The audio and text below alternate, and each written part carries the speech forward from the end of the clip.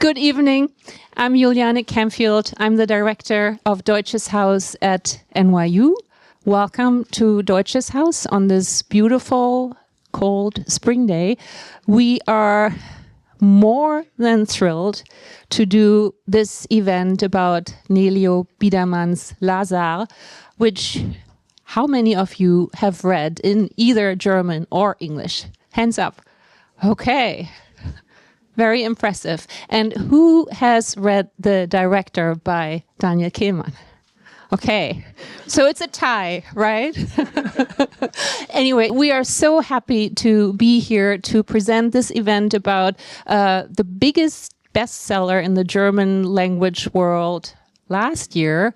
And I think Lichtspiel was the biggest bestseller in 2023. So I don't know what happened I looked it up. I don't know what happened in 2024, but neither of you were writing clearly. So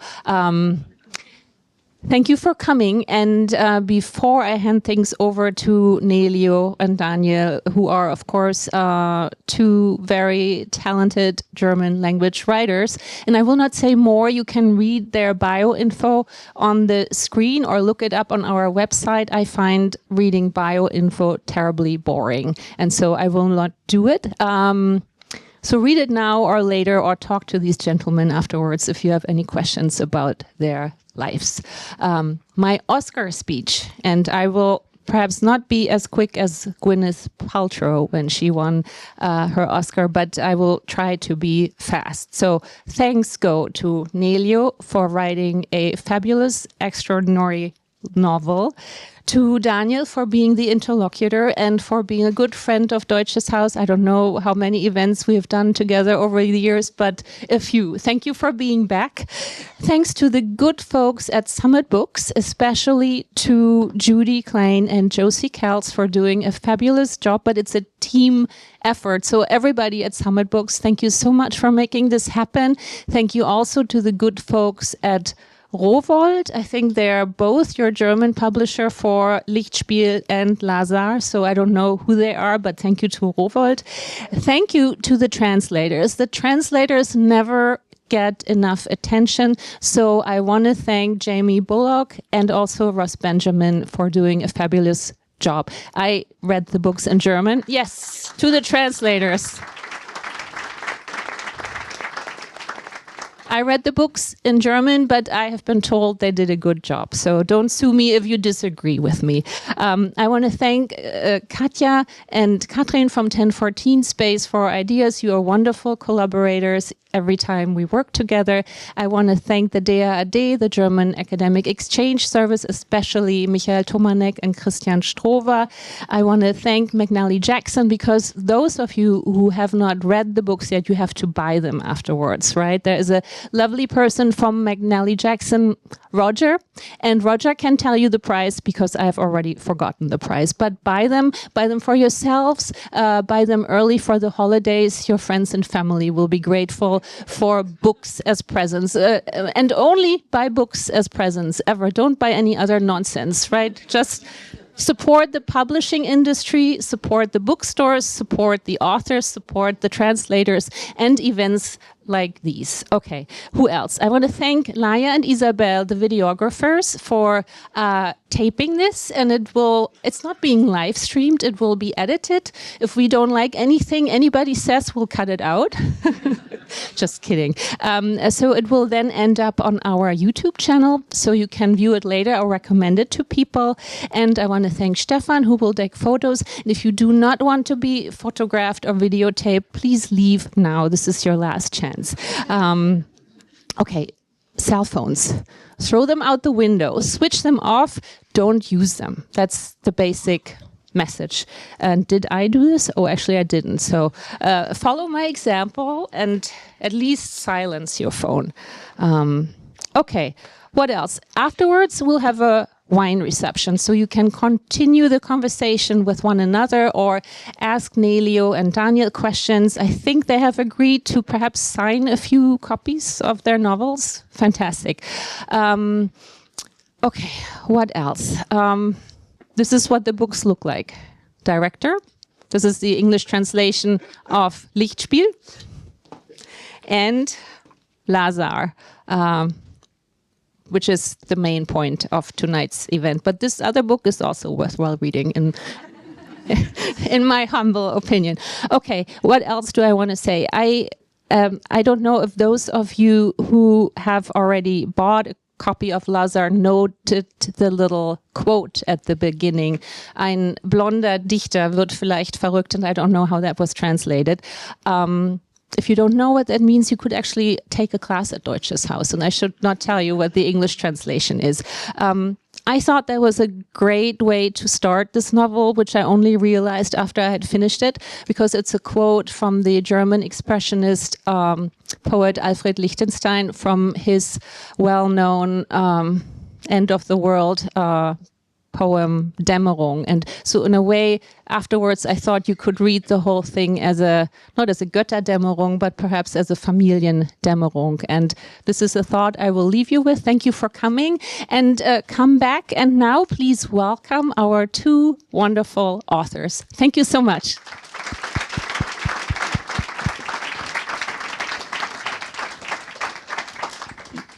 Yeah, good evening. Thank you, Ilona. You're not just a great manager of this wonderful institution. You're also a wonderful sales agent. I didn't know that. Like, it was. Thank you. Yeah, you deserve it. Like, thank you for that. It's absolutely wonderful to be here with Nelio. Welcome to New York. Thank you. It's a great thing to say to a young writer who's coming here with a book, not as a tourist, with a book. Welcome to New York, to you and your book.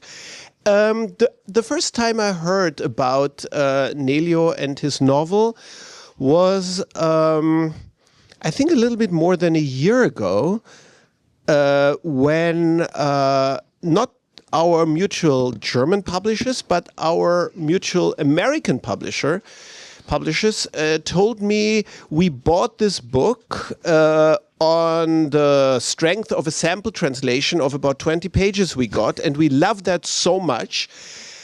But and we already bought it, so there's no responsibility for you. But still, could you read it and tell us if it's as good as we think it is and if it stays that good? No, we bought it already, so don't worry. So I read it and I got back to them and I said, it's actually, shockingly, it gets better and better. Shockingly, and now I have to mention this, because the author is so young. And I can see how, of course, it must be annoying for you that people around you always mention the fact that you are so young, but it is really astonishing.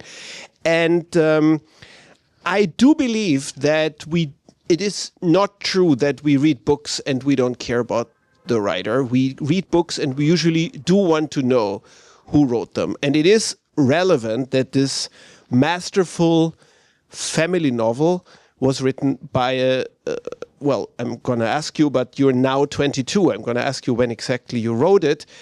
Yes, I mean, or maybe I want to say a few more things about the book, but maybe before that, I will ask you, when exactly did you write this? How old were you?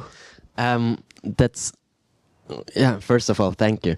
But it's not so easy to tell, because I started writing the book when I was 16, and then I very quickly realized that I wasn't good enough yet, and that I couldn't get hold of this plot and the family story and all the things that I wanted to tell. So I put it aside and then returned to it over and over again over the years. And then I think when I was 21, I finally managed to tell it the way that I wanted. It was last year, or 2 years, or 1.5 years ago. Yeah. I finished it summer 24. Yeah. And it's a family novel, like you said, and one of the brilliant things about it is that it's a generation-spanning family novel, but it's actually a short book. And it's a book full of compressed narration and unexpected turns and jumps and little leaps in storytelling. So, but it is, despite all these things, it is a real family novel that goes from generation to generation, of a Hungarian family, a family of Hungarian nobility who own a castle in the woods, those in the forest. Those forests are very important for the story. And how did you get to write about a Hungarian family? Is it in any way connected to your biography? Because all we know is you're a Swiss dude and not some Hungarian owner of a castle. That's true.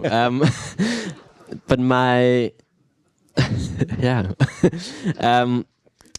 my grandfather used to be, or he didn't used to be a owner of the castle, because he was a child when there was the expropriation by the communists after Second World War. So they lost everything during this period of time and had to leave everything behind and got deported.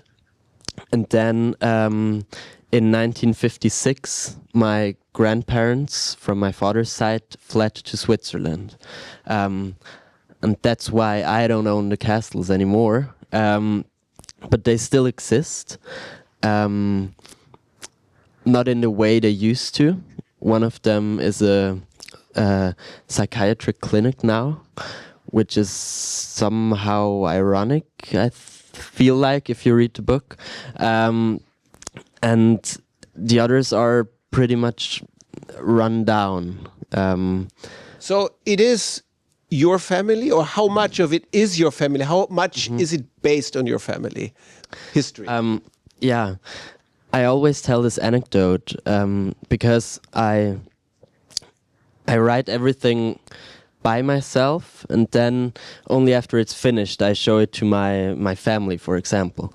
And then I sent them the manuscript when I was done with it, and went to Mexico for a month, so they couldn't give me any feedback, which was good for me.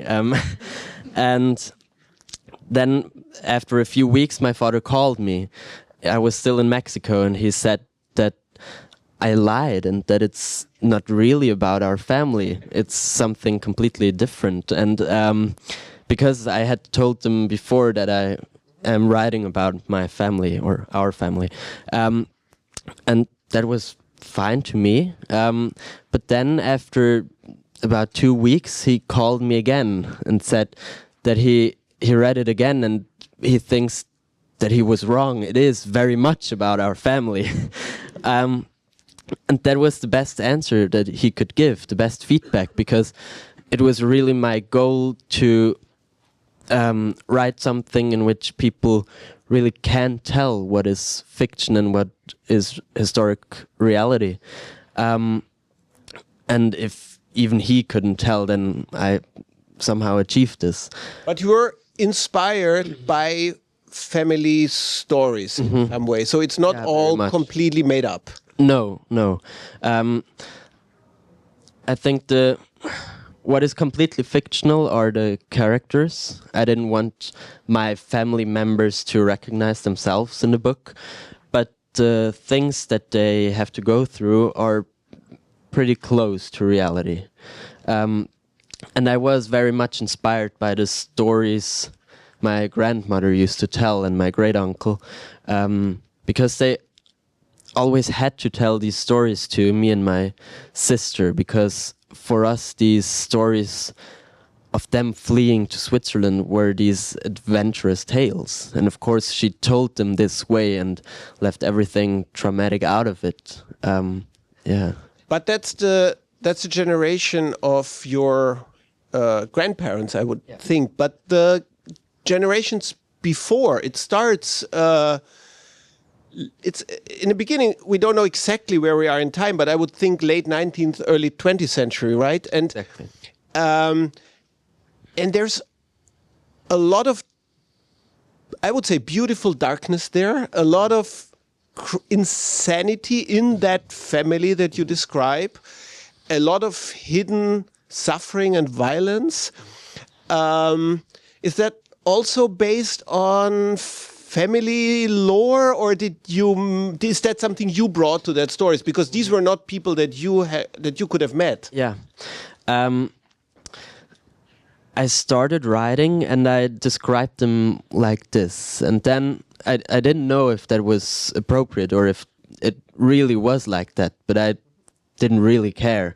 But then after a few months of writing, I realized that I didn't know enough about this period of time and about these people. So I went to my great uncle, who still lives in Budapest, and he has this small family archive. And in this archive, I also found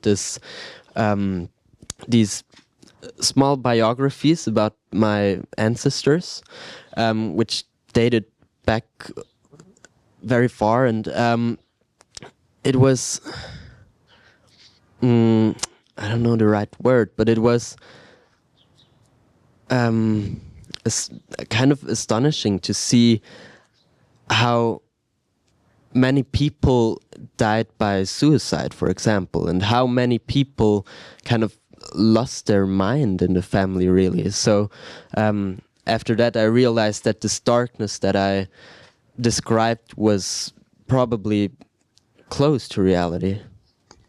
And the way you describe it, you said that for quite a bit you didn't feel like up for it yet as a writer, and that you had to learn how to write this. And I was really struck. And again, I have to say it again, for such a young writer, how professionally the storytelling is handled, and not just not in a superficial Netflix way. What I found so professional, for lack of a better word, so experienced, is your ability and readiness to leave out information, to leave stories unfinished, to not fulfill the reader's curiosity about everything. There is really a lot in the book that we don't learn and want to know, and I mean, as in my opinion, that's always a great sign of true storytelling, true masterful storytelling, that questions remain open in a meaningful way. So I guess my question is, did you do this deliberately? Was that something that you enjoyed, or did that come natural to you? It's very nice to hear, because it was something that I deliberately tried, but it was very difficult, because I feel like if you aren't very experienced or not, I don't know, not very,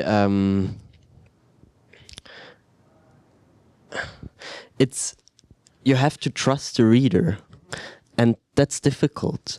And often I used to write more, and then I deleted it, and I went back and back again, and the stories got shorter and shorter, which was good, and but the process was difficult. But in the end, I was very happy that I managed to have the how do you say, Selbstsicherheit, the confidence to leave it out and leave it to the reader and their imagination. And these are, of course, also the stories that I like to read the most. So yeah, I mean, there, as you mentioned, that the stories that you like to read most, of course, there are strong ties to Central European literature recognizable in your novel. There is, of course, Joseph Roth, and people have mentioned Thomas Mann, because everyone who reads a family novel will always mention Thomas Mann. But in my opinion, Joseph Roth is the stronger and more recognizable influence. Actually, is that's that right? true. Yeah, that's right. And I knew that at the moment I started to write the novel, I knew that I had to read a lot about this time, and I had to read the writers that used to live then and write then. And the first novel that I picked up was Joseph Roth's Radetzky March, and it was incredibly important. First of all, because it delivered me all this knowledge about this period, but also the tone and the style is it's incredibly good. It's really one of the best. For those of you who haven't read it, it's one of the you best have to novels read it. you Yeah, will be able to read all your life. Joseph Roth's Radetzky March. Yeah. I think we can both say that without any hesitation. Yeah. And I think it also, for example, the conflicts between fathers and their sons, or parents and their children, which is one of the main themes and central points in every family novel, is so incredibly well written about in this novel that it was very inspirational. But you also use literary sources and allusions more and more. I feel like in the second half of your book, in a more experimental and again quite confident way. Like there's half a page that's just copied from Proust, like. And then there is a poem. I actually looked it up. There is an expressionist poem, and I couldn't. Is it expressionist? Yeah, I think it's certainly that era, but I couldn't find the source, and it's probably yours, right? It is. That's one thing that all the translators asked me, if there already exists a translation of this poem, but it is my poem. It's very, very good mimicry. Thank you. It's really astonishing. I thought now again, when I reread the novel, I thought like, did you really make that up? It is really pitch perfect. Thank you. So you explore different ways of dealing with literary inspiration and sources, right? I mean, that page copied from Proust, that's quite experimental to do that in the middle of what many people would call a realist novel. On one hand, it felt like, or I had the feeling of having to give something back, or kind of showing people the inspiration that I drew from. And I read all of these novels and all of these authors, and they helped me very much in writing this novel. And then I also, I wanted to include these things, and often it just, everything fell right into place. And for example, there is this character that loves Proust, and he's a priest, and he loves Proust more than the Bible, and reads it over and over again to not lose his mind during the war. And I just love this idea of then really implementing something from Proust in my novel. And but it was also important for me that it is the first page and the famous first sentence, so that people really recognize it. I wouldn't want to show off with something that isn't my text. But you're doing something very, very astonishing with that character, because he gets executed, and he's thinking about, will I see all my life pass by in a flash? And that doesn't happen. And instead, in his last second, he sees Proust's novel flash by in a second, which was one of those moments that really struck me. I was like, Jesus, I so wish I could have thought of that ever. Well, that's nice to hear from Daniel How do Kehlmann. you think of that? Seriously. I don't know. I really don't know. But I feel like when you're in the process of writing, things sometimes just come natural to you, and You're lucky. Yeah, it doesn't happen often, but sometimes it just feels very natural and right. And of course, after you finished writing, everything seemed very easy, and it isn't easy at all. But yeah, I don't know. But was it sometimes also very difficult, or was it just It was. a pleasant experience? No, all no. the way? It was. No, Good. I think that's good, very good. No, I think that's always the feeling that you have when you're working on a new project and it isn't easy at all, and then you think the last novel was so easy to write, and I think it's never easy to write. It's never easy. It's true. Yeah. And so when you start out, also the atmosphere of the novel, of course, changes during the course of the novel, because you come closer to today, and also the world really changes. So in the beginning, we are actually very much in, let's call it Joseph Roth territory, also storytelling wise, with more.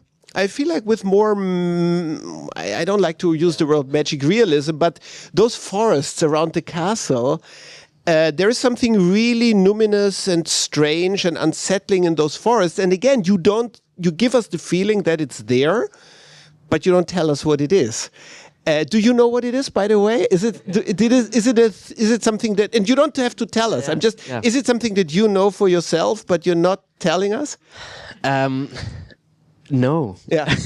And I think that's one of the misconceptions that people who don't write have about authors, that they know everything and just don't want to tell the readers. And I really get these messages from people asking me what's in this forest and what happens afterwards and what happens to the characters, and I don't know. Everyone who goes into these forests comes back completely changed, but you never or not at all. Yeah, or not at all. Yes, right. Yeah. But then, of course, history intervenes, and there is not just the Nazis. There is also something we don't read that much about in contemporary literature, which is the Hungary uprising and the Red Army moving into invading, and the novel, of course, becomes much more of a quite, again, well, still rather violent, but the violence becomes something real and realistic and political. Did you draw that from literary sources, or from family history, or from your imagination? That part of the book, both or all of it. As closer as I got to the present, the more family stories I had, of course, because my grandmother, for example, experienced the things herself at the end of the novel, and so it felt very natural to change the style and to write more realistic at the end of the novel, because this fairy tale-esque tone didn't feel right at the end. And but then again, I also researched, of course, and I watched all of these interviews from mostly women who described the Red Army coming to the West, and how they proceeded and how they behaved, and so it really was both, and it was very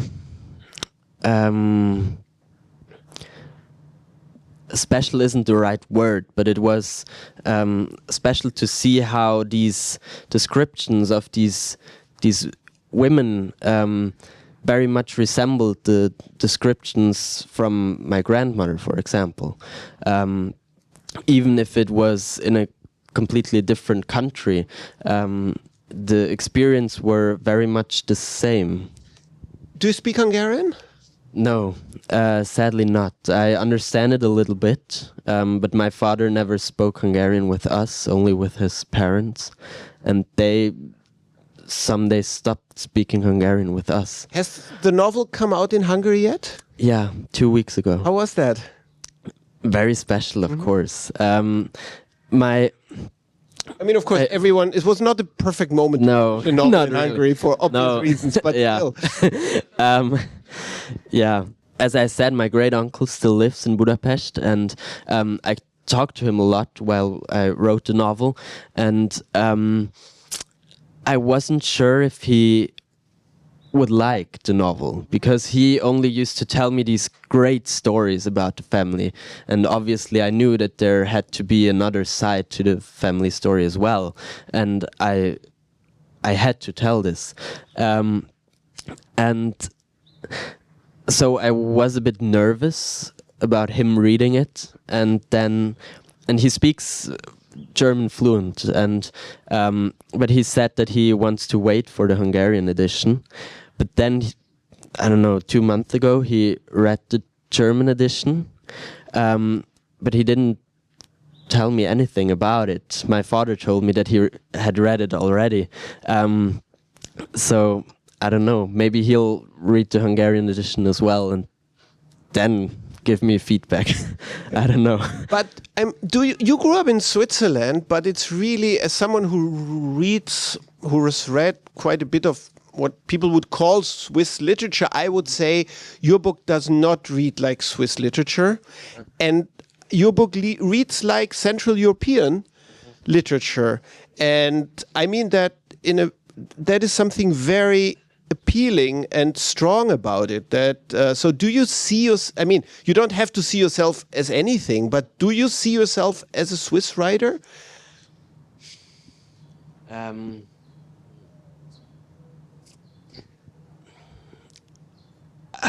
I'm not sure. You don't have to be, of course. There's no obligation. Yeah, I feel like with this book you might have opened for yourself a door to something that was, I don't know, wider and stranger and darker than the culture you grew up in. As somebody who loves Switzerland, but still. Sorry about this. I mean, I only love for Switzerland, but you know what I mean. No, but it is something I can relate to, because I feel like it is difficult to write from or about Switzerland, and I feel like that is something that was very difficult for Max Frisch or Dürrenmatt as well, and I think that's something that they struggled with all their literary life, and so it was much easier for me to write about my Hungarian family and about Hungary and this past century, and I find very difficult to write about the present, and especially about the present in Switzerland, because there isn't much to write about. That's what I meant. Yes. It probably is too nice, kind of. We don't have any problems.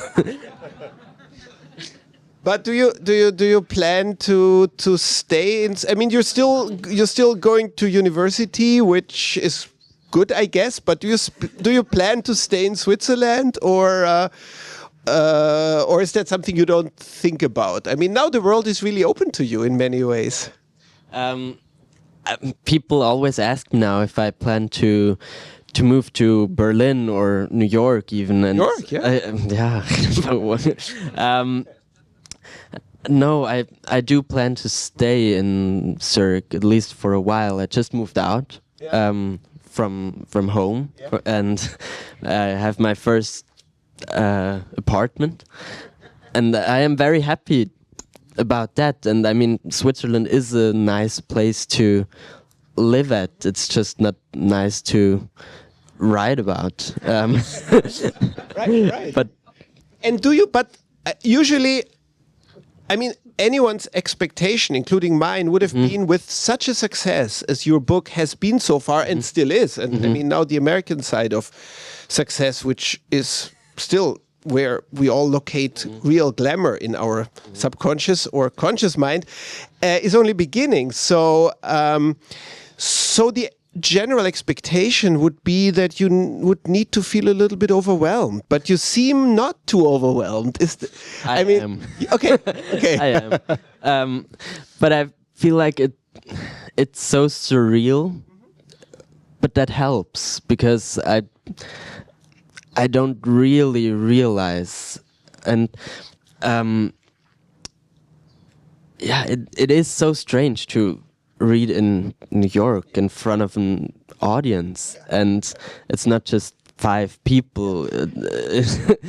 But I think I can't get hold of it, which is kind of sad, but also good because it keeps me sane in a way, probably. So you keep. I mean, of course, you keep writing, but do you keep writing right now? Or last time I saw you, you told me you already finished a book. So I did, and then I wasn't happy with it and started again, which is good. Yeah, that's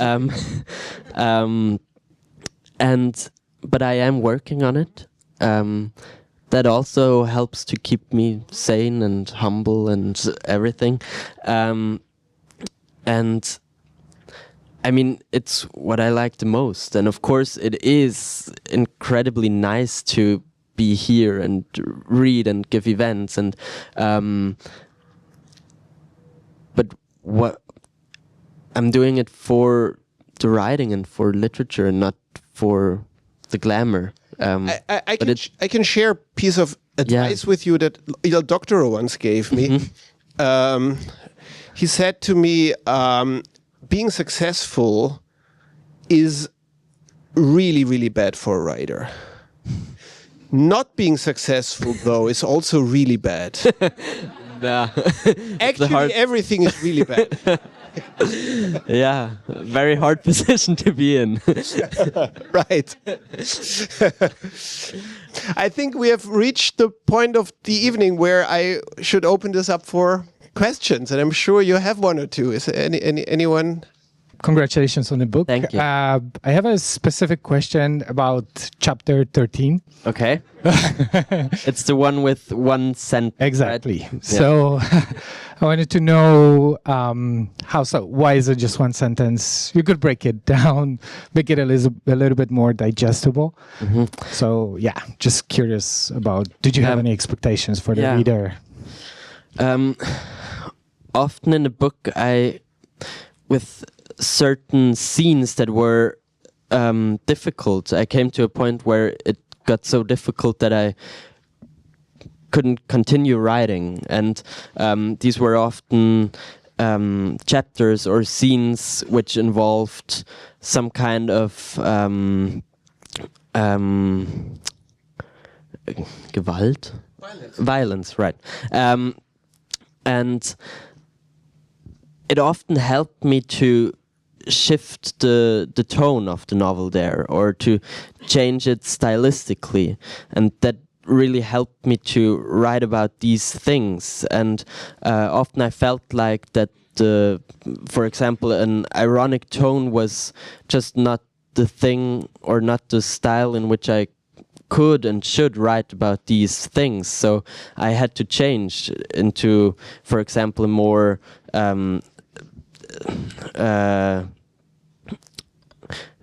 I don't know, a sparser style, or for example, to describe this suicide with just one sentence to really show how it must feel for her. And that's why the It's tone also- often shifts. It's also in that sentence. It feels like a continuous movement, and it's a continuous movement towards death. So it feels actually like like you can't escape, and she doesn't let you escape. Exactly. So it felt very fitting, I have to say. Thank you. Since I have the mic, I will use it. First of all, thank you so much for this absolutely wonderful conversation. I think we've all learned a lot. I have two questions. I want to weave the translators or the translator back in. I'm curious, since you obviously speak English very well, what was your relationship like with Jamie Bulloch? Did you work closely with him? Did he work closely with you? Did you not at all discuss it? So that's question number one. Question number two, reading your novel, many passages had a very cinematic feeling. And obviously you're very interested into film. If I understand it correctly, you also study film, like literature and film. So I'm wondering, like, how does your writing practice, how is it informed by film in a way? And that's also a question I'd have for Daniel, if you like to chime in.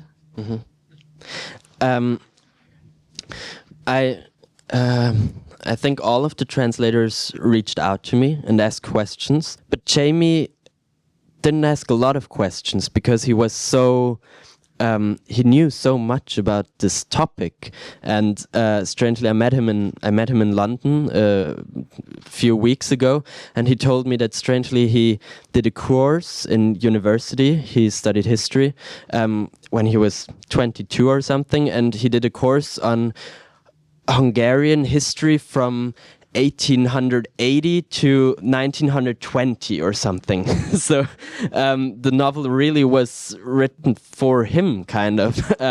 So he knows more about this time than I do. Yeah, that's question one. And then I think the thing with my writing, which is so filmic, is that I don't know. I think, of course, I was influenced by film, and I grew up with films, and that's probably something that really shaped me in my writing. But then it's also something which I wouldn't say is something characteristic for the writing of today or my writing, because, for example, the very naturalistic novels of the 19th century, they feel very filmic as well, because they contain so much details, and you can really see the landscape or the rooms unfolding in front of you. So I feel like that isn't something new or very characteristic for my style of writing, but I'm not sure about it. Oh yeah, you asked me. So I'm not going to talk about the films I liked. I would say my writing recently has been shaped by me writing for films. So by my own engagement with that form, and that got me to writing a book about a director. That was one of the things that made that happen to me. And in a way, my novel, The Director, is shaped also by my own engagement with Franz Kafka for a TV show I wrote called Kafka, which no one has seen, but it's on Highflix. You can. I did. Thank you. You can see it. It's actually available in the US for streaming on a small streamer called Highflix, and I'm quite proud of it. And it's kind of has been. I wrote it at the same time as my novel, so those two things influenced each other, and of course, also the big shadow of. Large, dark, amazing, inspiring shadow of Kafka. So thank you for that question. It made it possible for me to mention my TV show, which, again, no one has seen. You're also in it as Arthur Schnitzler, yeah? Yes, right. I was also playing Arthur Schnitzler, right, in one scene. That's yes, with a long beard. Which people tell me looked quite good, but it's very. I mean, it was all done in makeup. So it was 3 hours of makeup. It was quite an experience. I have two questions for Nelio and one comment for you, Daniel. I went to Austria for the first time last November, and to prepare, I watched your father's television show of Radetzky Marsch. And so that was pretty amazing to see. And when I walked into the cafe in Vienna, and the first time they served me my strudel, they started playing the Radetzky March from the speakers. I was like, this is meant to be. But I revere the director. It's such a good book. I think it's my favorite novel that I read last year, and I've told all my book club and my friends. It's fantastic. Thank you so much. Good moment for the book. Thank you. And it's true. My father was a director, and he made a TV adaptation in 1965 in 2 parts of Josef Roth Radetzky Marsch. Yes, and it's actually for those who want to watch it, it's actually on YouTube. So I saw it. I think it holds up quite well. Yeah. So, and for our prodigy here, I can't wait to read your book. I just can't wait. But I had a couple of things you said just amazed me. One was that you were able to yourself read what you had written and then to prune it out as if you were your own Gordon Lish. You're just like, nope, cut that, cut that. What I wondered is there are, you're sorry to refer to your youth all the time, but this kind of precocity often has to do with family, like siblings who are also in this kind of world. I'm wondering, did you have an editor who read it and said cut back, or did you have siblings, or did you have a sounding board? How did you know? No, I don't show it to anyone until it's finished, really. And also my family isn't literary at all. My parents both work in tourism, so I don't know. I think it was just something I gained from reading a lot and from seeing in the novels that I admired that they did that as well, and they didn't tell everything. They left blank spaces, and that was really what amazed me. So I wrote, and then I read great books and saw that I'm not close to them, and then I went back and edited and cut these things out, and of course I'm still not close, but that really helped. And the second question was just, we've talked about Thomas Mann and Josef Roth, but did you go and read any Hungarian authors? I wondered if you'd read Sándor Moraes, I think it's Portraits of a Marriage or Scenes of a Marriage. Mm-hmm. I haven't read that one, but I read I think it's called Embers in English, yeah, which is amazing, and that really helped to create this atmosphere of my book, because it described the atmosphere that I knew from not only the stories from my grandmother, but also her apartment was like a time capsule, and it very much still looked like it was described in this novel, for example. So that really was amazing. It's also mentioned in the book. Exactly. And so is actually, I was very pleased to see that you not just read, but also have him as a character, Karl Zuckmayer. Which is funny because you have him as a character as well. In the novel also. Yeah. And the reason for that is actually because he wrote one of the most wonderful and appealing autobiographies in the German language in the 20th century, which is such a wealth of material. It really is, yeah. And so there's always the temptation, not temptation, it's a good thing. There's always, like, it comes easy if you write about that time period to have Zuckmayer show up, because he gives you so much that that's you can true. use. Yeah, that's really true. It is, yeah. And it's probably the book that I found most often in these book boxes on the street, because probably everyone had it back when it came out. And he's really out of fashion. Yeah, he is. People don't read him anymore, and his plays are a little bit dated now, but the autobiography isn't at all. Yeah.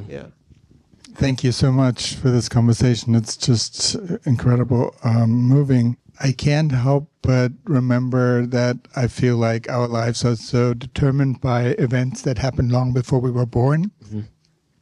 And both your novels seem to confirm that the effects of violence also continue to affect us in our lives. And my question here is somewhat, are you worried at all, both of you, that by responding to this, that it could be hurtful to your audience as well? I mean, in terms of responding to something that is so devastating and so historically out of any proportion that would be normal for Switzerland or for.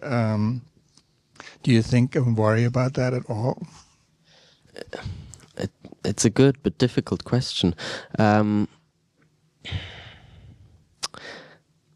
It is hard to answer. I don't know. I think that when you make art, I mean, at least I do. I idealize it in a way. I think art is this great thing, and education is this great thing. But maybe now I get it. Yeah. Without us even being conscious of it, so the question: can't there be an element in it that is also in terms of what we do? Inadvertently, we hurt someone else. The darkness of the book, the violence. That's something that could be deeply disturbing to readers. Yeah.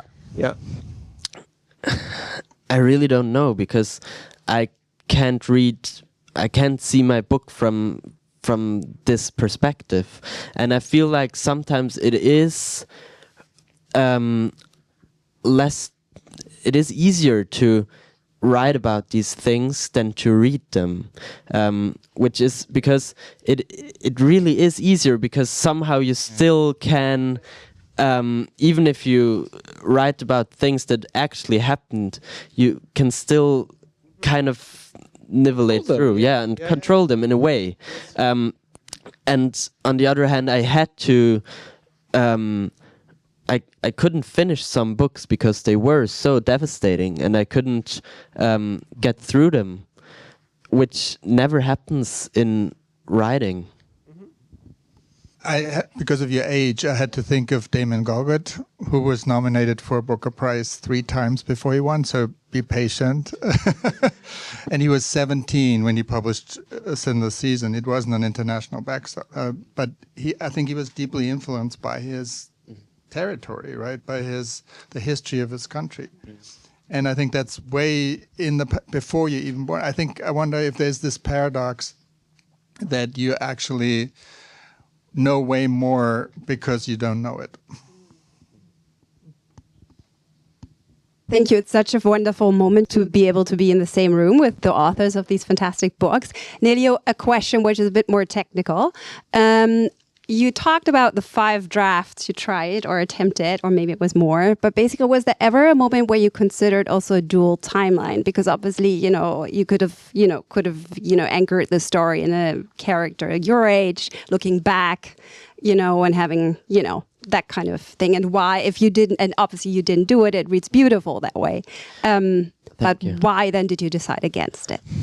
That was something that I played with, or that I tried out, but I felt like in the end that it felt more natural and also more powerful to tell it this way.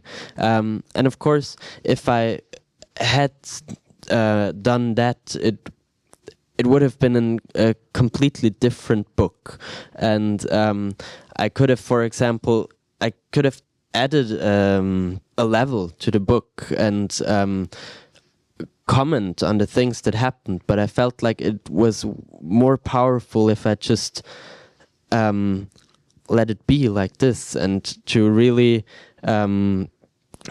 let the readers experience the history through these characters and not on a different level through my eyes and my view on this time. Thank you. I asked this question. I'm not a native German speaker, but I had the pleasure of listening to both of your books in German, the Hörbücher, which was a wonderful experience, and also seeing Lichtspiel in Munich, the theatrical production, which is just fabulous. So my question is really somewhat generic, not necessarily unique to any book, but so I toss it out to both of you. I'd just like to hear your general thoughts about the audiobook Hörbuch experience. I wonder if sometimes if someone tells you, listen to the audiobook of your book, do you walk away thinking, well, that's great, but they really should have read it as well? It's a different experience. It's certainly an equivalent experience. But how would you audiobooks? Talk amongst yourselves. You want to go first? I have a strong opinion about that, but Okay.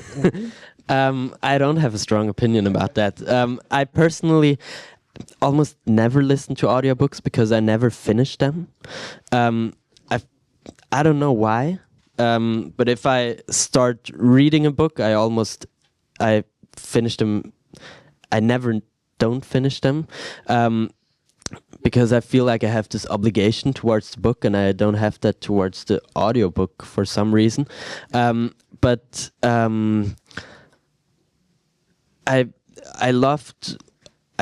course, I didn't listen to all my audiobook, but I loved listening to it, and I think the speaker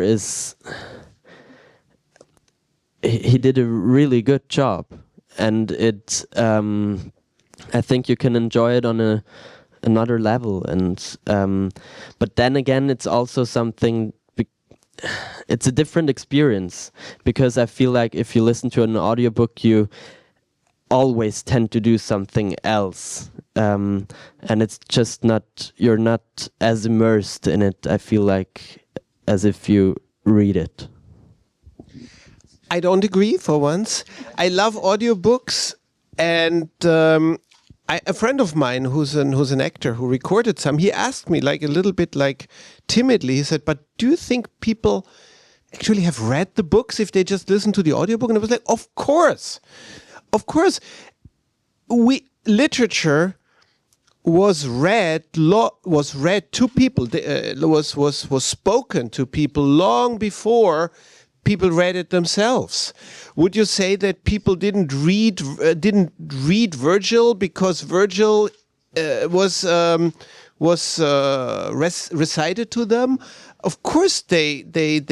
I mean, probably you should use a different word, but of course they have been recipients of the Aeneid, and I was an early-ish adopter of audiobooks, so I already listened to audiobooks when it was still some spinning thing and a cable, which was stressful because it always stopped and you lost track and everything. And now it's really one of the best. We are all so down on on our own phones all the time, and rightly so. But the fact that we can that the audiobooks never lose track anymore, and that we just there's no cable involved. It's just a voice in our head. It's just wonderful, and I feel it took me some getting adapted to it, because I feel like it's probably a little bit, the brain processes it a little bit differently. But if you get used to it, I often don't even know, looking back, whether I read a book or listened to it. So I'm totally pro audiobook. Is my opinion on that. Sorry, I haven't read the book yet, but I'm looking forward to it. I was wondering, your next book, is it also a family story, or are you approaching something totally different? Every time I finish something, I want to do something completely different. And of course, often it's not completely different. But for one thing, it's set in the present, which was something I couldn't do before because it was just too difficult, and now for the first time I felt up to do it and capable to do it. But as I said, I never tell anyone what I'm working on, not even my family. So but it is different, and I feel like that's a good thing, because it's, first of all, it's never good to try to do something to just recreate something. And I also don't want to be a writer who people think only can write these family stories or historical novels or something. I really just want to write what feels interesting to me. Thank you so much. This is really great. I love listening to both of you talk. And my question is about Imre, because he was one of the characters that to me falls a little bit out. He's a little bit out of the ordinary. He's sort of peripheral, but he keeps popping up, and he was the character I was sort of the most hungry for, because Juliana and I were talking about it earlier today. He's sort of at this threshold of like what stories can mean, how stories can change lives, how much you let stories in, and then this border between stories and madness. I think it's interesting you said earlier that writing is keeping you sane, like there's a kind of echo there. And I was curious if there was an iteration in the books where he was more central and whether he then moved to the periphery, and maybe what that character meant to you, why you thought it was important to include him. He never was a main character, but he is my favorite character. And I think it's also an answer to the question before, because he is influenced so much by these books from E.T.A. Hoffmann, and he loses his mind because he reads them, and his whole life changes. But then, and everybody thinks he's insane, but I love his character, and I feel like in the end he is the one who kind of outlives everyone almost, and he has this very clear perception of everything, and he kind of also has this. He reminded me while writing about him of these in Delphi, the oracles, yes. Exactly, in Delphi, who sat above these I don't know, these fumes, exactly, and who kind of also were out of their mind in a way, but still had this very clear sense of the things around them. So yeah, I loved writing about him, and it was always important for me to keep him in the story, even if he just exists at this periphery of the novel. Thank you, first of all. So this question is for Nelio, but I'd also be interested to hear what Daniel had to say. But you said that you look to great books when you realized that your first draft wasn't good enough. And I'm just curious if you could say a little about your reading habits or practice, because I'm sure many of us have read great books, but sort of literary craft doesn't travel by osmosis. How did you choose them? Did you read them taking notes? Were there books that you said, I can't read this right now because it's going to over-influence? I'm still at university, and I have to write papers, and I have to read for these papers. And if I go back to the book after reading it for writing the paper, and I go through my notes, it's always very frustrating because I only highlight the very beautiful passages and not the passages that are important for the paper. And I think that really is how I read. In every novel that I read, I look for things that I admire in this novel, and I look for things that I can learn from this novel, and that can be a very beautiful sentence or a beautiful description or a very detailed description, but it can also be how a character is created, or really anything. And I do take notes, but really just for orientation in the novel, and then I go back to the books and I read them, not the entire books, but I read these passages that I highlighted again and again, and it is very inspiring. If I kind of hit a wall in writing, I just skim through these novels that I admire, and that really does help.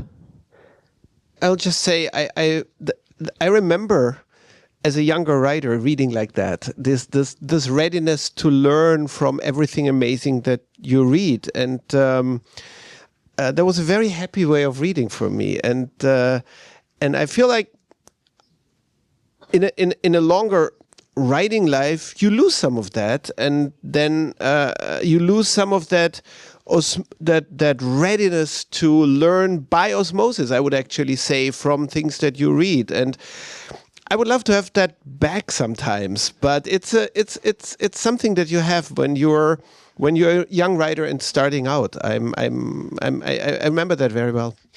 But do you feel like that's because you have kind of found your own style? No, not really. I mean, I'm aware what I just said can sound like that, but it's more that some resonance, maybe because you're used to reading in a way, because there's a lot that you just have to read for different reasons, or maybe it is just a function of becoming older, but a certain immediate resonance to things that you read that just happens. It still happens, but it doesn't happen that often anymore. But sadly, that doesn't mean that you figured it out. It doesn't mean, I'm good, I don't need that stuff. Yeah, I mean, that's a shame. That's a shame. Yeah, that would be great, but that's a state that no one ever reaches, I think. But I mean, you also get kind of used to greatness or great books, and if you read a lot, you'll read a lot of great books, and probably they won't feel as special to you anymore because you have read so much. And that's maybe true, but it's always good not to get used to try not to get used to it. But it's hard. It's hard, yes, because of course you do. Yeah. I will usurp the mic again, and then you'll get the mic. Sarah's question and your answer reminded me of this character, this writer in Budapest, right? Like, who turns out to be a really unpleasant person. I don't want to spoil it in any way. And so we had the question of the uncle who is a reader who goes mad. Then you have the quote at the beginning about the blonde poet who might go mad, and then you talked about writing to keep your own sanity, right? And then you write in a writer into your story who turns out to be at best somewhat probably highly problematic. And I'm wondering about that choice, because of course that was a very conscious choice to make that character a writer, and if that is in a way a reflection, and that could bring us back to what Rainer said earlier, the negotiation of violence, right? Like, by writing about violence in all kinds of form, what exactly does that do to you and potentially to the reader, and why do you choose to negotiate it in that figure by making him a writer? While writing the novel, I sometimes really felt like someone who is inflicting the pain and this violence on these characters.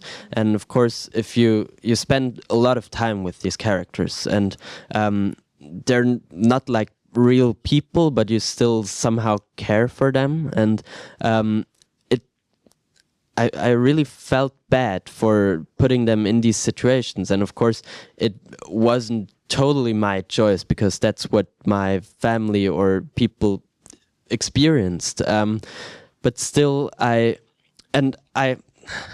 get this question a lot during these events, and I always reference Daniel, because he wrote this novel in which the writer appears and saves one of the characters. and it was fame. Yeah. Yeah, it was fame, and I think he even he talks to the character in the novel, and the character asks him if he can make her healthy again, and then also younger, and. At first he says, no, of course I can't do that, and then in the end he says, why not? Because it would ruin his story, but he decides for once, okay, I'll ruin my story, I'll give it to you. But you can't do that often, and I couldn't ruin the story, so I had to describe all of this, but still I felt like inflicting pain on them, and so you had a writer character that also inflicts pain. Yeah, that really mirrored my experience in the novel. This is a question for both of you, but how do you feel like your relationship to your own writing has changed from now having written something that a lot of people have read and is very highly regarded and has influenced a lot of other people? Can you go first? I mean, it's awesome when that happens. It's something you should never complain about. Writers like to complain about many things.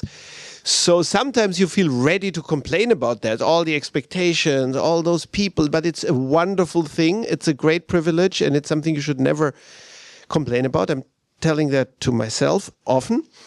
And but it is also something you have to learn to ignore while you're working. Otherwise, it's too unsettling to think of other people reading that, and that it becomes harder to ignore that the more readers you had. When you can't tell yourself anymore, maybe no one will read this. I'm still telling that to myself. I'm telling to myself, well, I might just stop writing this, then no one will read it. And I do sometimes stop writing something. So that is actually not just that's actually kind of potentially true.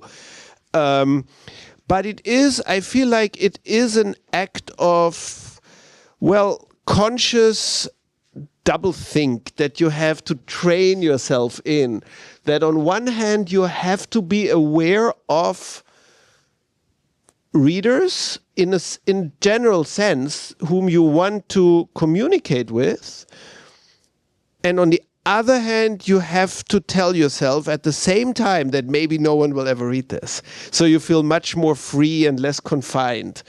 And it's a little bit crazy, and there's no other way, I feel. Yeah. That really is true. And I feel like at the moment I really try to, in the actual process of sitting at my table and writing, I try to not think about the readers at all, which is, I think, very important, and it is sometimes difficult when I start writing, and then after a few minutes it gets easier because you are really in the story. But then after that, I think it can also be a good thing to think about all the readers, because it makes me more critical, and then I think it helps my writing. And I probably, if I knew that no one would read my next book, I don't know if I would have done a third draft or started a third draft. So I think it really is this, it has both sides to it. Or to go back to the Doctor of Theory, lots of readers is really bad. Mm-hmm. Not a lot of readers is really bad. I think we have space for one more question. Or no more questions in the Doctor of Spirits. This young man must be very jet-lagged, so just saying. All right. Well, first of all, let me thank you for this wonderful intellectual literary ping pong game you played with one another and shared with us. And I want to thank everybody who commented and asked questions, who will keep thinking about this book and Daniel's most recent book and all your future books, both your future books. And buy those books outside, get your holiday shopping done early. And I had just one more thought, which I briefly discussed with Nelio earlier about the title of the book, right? Lázár. And there is this family name connection, but of course, when you look at the etymological roots of the name, it's the story of Lazarus, right? And some of you might know it, some of you might not know it. I will not repeat it, but it's about, at the core, about resurrection, transformation, metamorphosis. And in a way, what you are doing, you are resurrecting this family's story. And I think that's a very interesting thought to take home with. The books are for sale. The wine is for free. The conversation is for free. Thank you for coming. Please join me in thanking Daniel and Nelio.